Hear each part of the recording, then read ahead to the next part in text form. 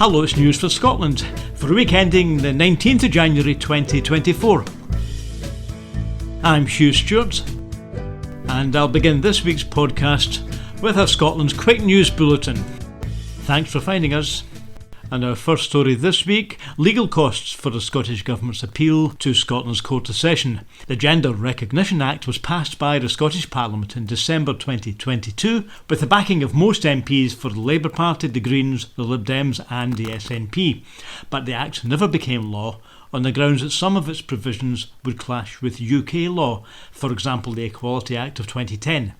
When the UK Scottish Secretary Alistair Jack was informed of this legal issue, he blocked the Act using Section 35 of the 1998 Scotland Act. This states that he may block royal assent if the new Act, and I quote from the Act, has an adverse effect on the operation of the law as it applies to reserved matters. And the Equality Act, of course, is reserved for the UK. The Scottish Government then challenged that decision in Scotland's top court, the Court of Session, and the court's decision was that the Secretary of State was right. The Scottish Government's appeal was quickly thrown out.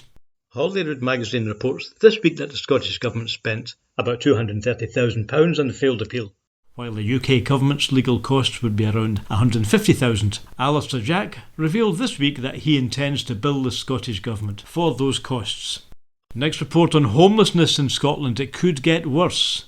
A new report from Heriot-Watt University has found that homelessness could rise by 1/3 by 2026 if the Scottish Government doesn't act. Senior researcher for the Scottish Homelessness Monitor, Dr Beth Watts-Cobb, said that figures from last year paint a picture of a local authority housing a system under huge strain and facing immense challenges. The report states that bed and breakfast use by councils has grown by 124% in the 3 years up to March 23, and that 18,400 households experience what's defined as core homelessness, e.g. rough sleeping, and that's up 11% since 2020. Proposals to deal with this growing crisis include tying the local housing allowance to the average UK rent and increasing the level of benefits to those already in work. The report suggests that the Scottish Government could reduce core homelessness by 56% within 2 years if measures like these are taken soon. Fife Council is likely to join Edinburgh, Glasgow and Argyll and Bute councils in declaring a housing emergency. A housing bill will be debated in the Scottish Parliament during this session, and local authorities have warned that any new measures will have to be properly resourced. Now let's look at heating our homes again. Can you warm homes with waste heat? Old mine workings like those near Edinburgh are often flooded, offering the potential to use the heat stored in that water to warm thousands of homes in the capital. A recent YouGov poll found that 1/3 of Scottish people feel anxious about heating their homes in the coming months. So while our homes may need more heat, installations such as supercomputer centres have too much of it. A new project, the Edinburgh Geo Battery, led by Edinburgh University, will look into cooling the new advanced computing facilities and storing that water in the old mines. This water can then contribute to a local heat pump network. The excess heat from such supercomputer facilities could heat up to 5,000 households. This pilot project could lead to as many as 7 million households across the UK benefiting from this transfer of waste heat, because about 1/4 of UK's homes sit above old mine workings. Professor Christopher McDermott, the lead academic on the project, believes this technology could be a game changer both in dealing with fuel poverty and tackling climate change. Scottish Enterprise has awarded a project a grant of £1 million. Our next story concerns tourism taxes, as they're sometimes called. Many tourist destinations across Europe already charge a nightly tourist tax so that visitors who use the town's facilities can help to pay for their upkeep. Now the Scottish Parliament has approved the general principles behind the Visitor Levy Scotland Bill. The idea is to use the money raised to pay for facilities used by local tourists, and they could enjoy the benefits as would local people. Tom Arthur, the Minister for Communities, said this bill would give power to local authorities to raise money and spend it in the way that they find most appropriate. Local authorities through COSLA and tourist bodies are being consulted as the bill makes its way through Parliament. Katie Hagman for COSLA was pleased that the Visitors Levy means empowering local authorities, because it's up to locally elected councillors to decide whether to raise a levy and what to spend the funds on. Here's Tom Arthur introducing the bill to Parliament earlier this week. This bill is an important measure and, if passed, will give local authorities a significant new power. 21 out of 27 EU countries have already some kind of visitor levy, and they are commonplace in other locations throughout the world. I strongly believe that a visitor levy can be a force for good, supporting the visitor economy and bringing benefits to visitors, residents and businesses. It offers councils this opportunity to use the proceeds to invest in their local economy, bringing benefits to residents and visitors alike. For the Scottish Green Party, Ariane Burgess, MSP for Highlands and Islands, gave her party's broad support for the aims of the bill but wants to examine it in detail. For the Conservatives, Miles Briggs, MSP for Lothian, spoke in the Chamber to raise the issue of how small businesses would cope with actually becoming tax inspectors. Here's part of his intervention to Parliament. We should rightly be proud and celebrate our outstanding tourism sector in Scotland. The visitor offer tourist businesses across Scotland provide is world-class, and the importance to our economy, both local and national, is significant and must not be underestimated or undervalued. Tourism is estimated to be worth £4.5 billion to the Scottish economy and directly supports over 250,000 jobs across the country, importantly in some of our most economically vulnerable rural and island communities. It's therefore understandable that in many tourism businesses, they are concerned at the impact the tourism levy bill will have on their business and the wider tourism sector as well, especially those small businesses who under the bill are set to become tax collectors and be responsible and, perhaps more important, liable for the policy as well. The bill could also lead to smaller businesses being pushed over the VAT threshold unless the visitor levy tax is classified as non-taxable income as part of their business, as Ivan McKee has already touched on today. As a small self-catering business stated in the response to the Local Government and Housing Committee's report, having experienced the stress and evident ongoing confusion regarding the short-term let legislation, with all 32 versions of rules and pricing and different interpretations of the law, I'm afeared that the same fiasco will be repeated with the visitor levy. I hope the Minister is taking on board these concerns which have been expressed to committee. OK, and all concerns such as that can be discussed when the bill now moves on to its committee stage, where the MSPs will look at the exact wording of the bill line by line. At this stage and in the final reading, amendments can be proposed and voted on. OK, next story about J.K. Rowling's Women's Refuge. A new report found that 86% of people surveyed agreed that survivors of sexual abuse, domestic violence or trafficking are entitled to all female services. Top author J.K. Rowling, who herself finances the Byres Place Women's Refuge in Edinburgh, said that women-only support services can be life-saving for women. The report by the campaign group Sex Matters, however, found that leaders in the support sector who defend women-only provision are routinely subject to investigations, ostracisation, bullying and employment loss, in their words. Workers interviewed in the report said that trust among women clients could be compromised and some could be re-traumatised if the support service were offered by men. And now the Scottish Government has announced a consultation on recycling. The Scottish Government these days is encouraging us to tell them our views. As we reported last week, the consultation on the so-called conversion therapy is now open. Your comments are welcome up to the 2nd of April. Well, this week our government also invited Scots to tell them about ways to increase recycling and to reduce waste. Over the last 10 years, the amount of waste going to landfill has dropped by over a third, and Scotland is on target to reduce all waste by 15% by 2025. The Circular Economy Bill is going through Parliament now, and the current consultation forms part of the drafting of the final bill. Lorna Slater, Minister for the Circular Economy, agrees that we have made good progress so far, but wants Scotland to follow Wales, which has brought in some of the best local recycling schemes in the world. As well as improving local schemes, the government wants to reduce food waste both from homes and from shops and restaurants. Another target looks at the construction industry, where ways are being sought to reuse construction materials and other assets. There's much more on the Scottish Government's website, and your route to getting involved begins with the second consultation on the Circular Economy and Waste Route Map, which runs until the 15th of March this year. Now let's move on to the latest on the Post Office Horizon scandal. At First Minister's Questions in Holyrood this Thursday, the First Minister announced that the Scottish Government will set aside the usual legal steps for granting appeals to unsafe convictions. This follows the earlier statement to MSPs from Dorothy Bain, Scotland's top law officer, that she was not in favour of pardoning all postmasters, as a few of the guilty could be exonerated along with the majority who are innocent. Douglas Ross for the Conservative opposition demanded clarity. Last week, in response to the Horizon scandal, the First Minister said this: "I think the idea of almost a mass exoneration is one that is very worthy of consideration." And in a letter to the Prime Minister just 8 days ago, he said, and I quote, "It is right that normal processes for appeals are set aside." But in a statement this week, the Lord Advocate, his government's top legal adviser, said, and I quote, "In Scotland, there is an established route of appeal in circumstances like this."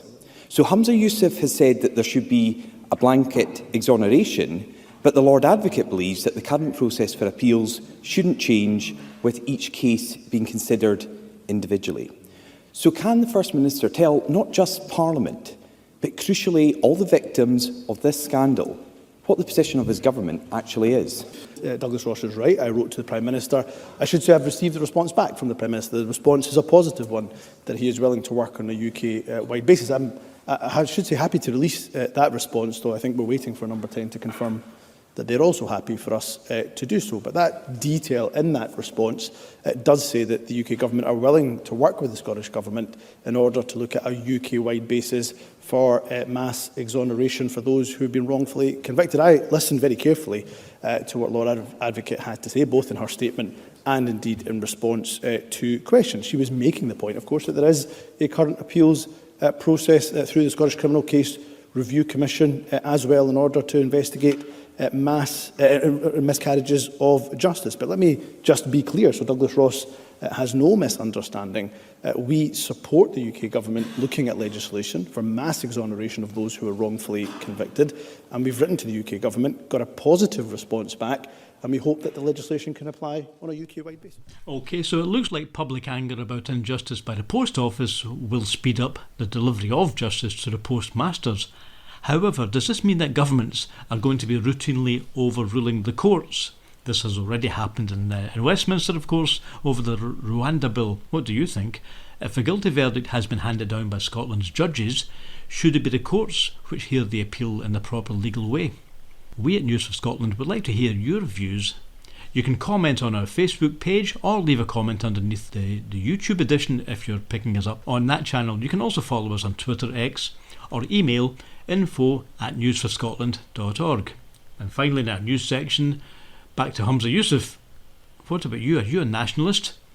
He's uncomfortable with the idea. George Orwell once described nationalism as a habit of classifying humans like insects and assuming that whole blocks of millions or 10 millions can confidently be labelled good or bad.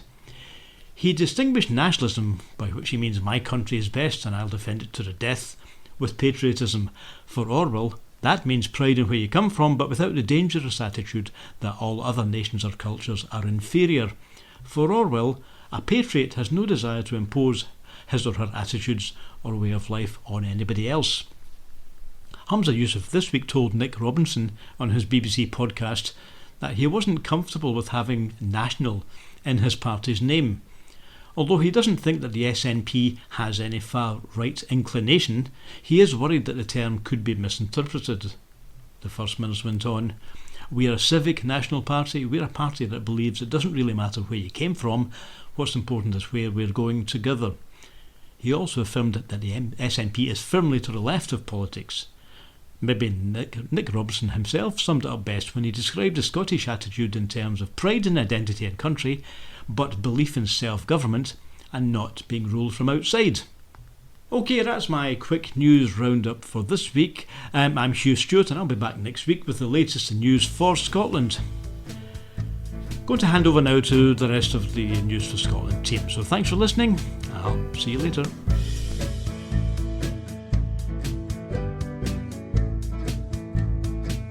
Hi, Hi everyone, it's Yvonne here. Just a reminder that it's that time of year again. Celtic Connections once again brightening up the wintry months of January and February with its wide range of musical acts to entertain and amuse. Proudly known as Europe's premier folk, roots and world music festival and the home of spectacular musical showcases and one-off collaborations, Celtic Connections has continued to expand into a multitude of genres over its 30-year history. This year will see the festival stage another ambitious programme of incredible performances spanning acoustic, traditional, indie, Americana, jazz, blues, orchestral, experimental and more.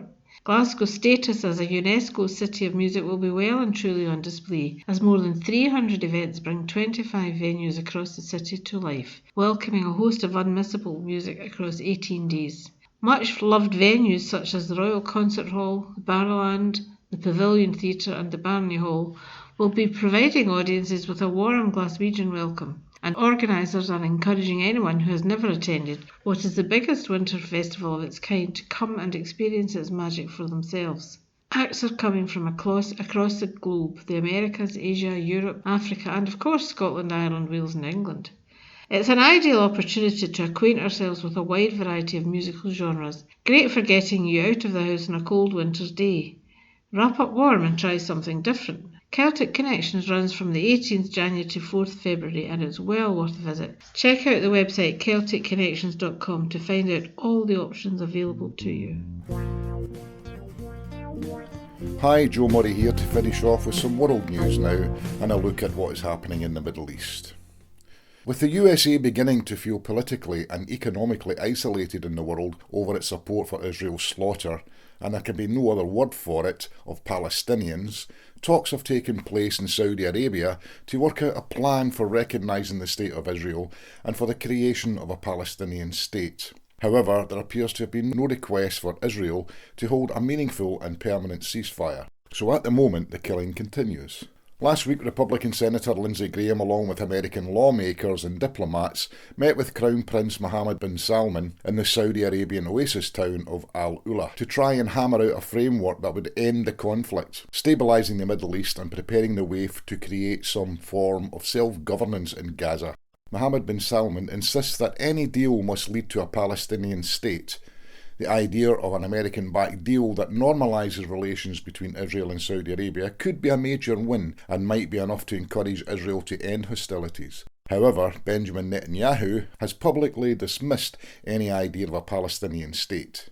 The US says there is no way to solve Israel's security issues and end the conflict in Gaza without a Palestinian state.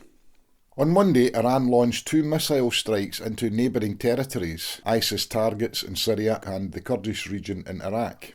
Tehran claimed it hit a Mossad facility in Erbil, Iraq, and according to Kurdish authorities, 4 people were killed there. Then on Tuesday, Iran targeted members of the Jaish al-Adl group with missiles inside Pakistan's Balochistan province. Pakistan has responded by launching air attacks on militant groups inside Iran territory. However, both Pakistan and Iran have expressed a wish not to escalate and are seeking to cool tensions along their shared 560-mile border. Staying with, or more properly, leaving the Middle East, Turkey has launched its first astronaut into space along with 3 Europeans on an Axiom 3 mission with Texas company Axiom Space. For a 36-hour flight to the International Space Station, they travelled aboard the SpaceX Crew Dragon capsule on top of a Falcon 9 rocket. The astronauts will spend 2 weeks conducting experiments, talking to school children and enjoying spectacular views of planet Earth before flying home. That's the news from abroad, and this is the end of our 12th newscast. We hope you're enjoying listening to these. Please subscribe to our channel, as it will help us all in the long run to keep this thing going. Thank you so much, and Happy New Year to you all.